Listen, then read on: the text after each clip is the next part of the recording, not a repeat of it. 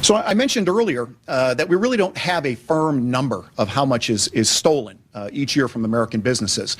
Just recently, within the last few months, John Huntsman, former U.S. ambassador to China, also ran for president. He was the chair of this committee, the Intellectual Property Commission. They did the study. They found that the number was $300 billion. And that seems to be about right, $300 billion worth of U.S. intellectual property being stolen each year from our country. The report goes on to say China is the #1 offender, followed by Russia.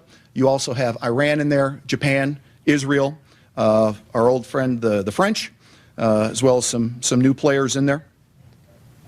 And talking about China, I've traveled myself to about 120 countries, and I've done a lot of training with militaries and intel services of other places. And everywhere I go, I always find the book The Art of War by Sun Tzu. And I'm sure if everybody in the room hasn't read it, you at least know about it. And, you know, sports coaches read it, businessmen read it, generals read it. But the Chinese, they really hold true to this doctrine. As you can see, the opening paragraph there of the Art of War is all warfare is based on deception. And the Chinese have really mastered this. And it all began in modern terms back with this program, China's 863 program. Deng Xiaoping, when he was the Chinese communist leader in China, started this program, 863. It started in March of 1986, hence the number. But basically, the program was all about fast-tracking the technology of China. And in order to do that, to make leapfrog gains, as they say, they were going to steal and do by any means necessary to get this valuable information. Here's a famous case study that happened. This is one of the hardest hits that we took from economic espionage. This is Greg Chung, Dongfang Greg Chung, born in China, naturalized U.S. citizen. He worked for Rockwell Engineering, which was then absorbed into Boeing. Then he went on his own as a contractor for NASA.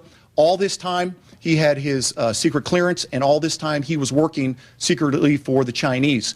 In fact, when Greg Chung was actually arrested, he was arrested with 300,000 classified or sensitive documents of the NASA Space Shuttle program stuffed in the crawl space of his house.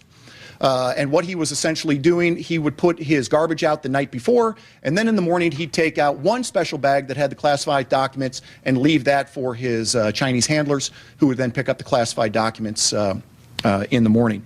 He was convicted under the Economic Espionage Act, but one of the few cases, and certainly one of the most damaging. Now, every time I give these talks, I always hear, oh, you're being tough on the Chinese. So to be an equal opportunity offender, I throw in this slide in here.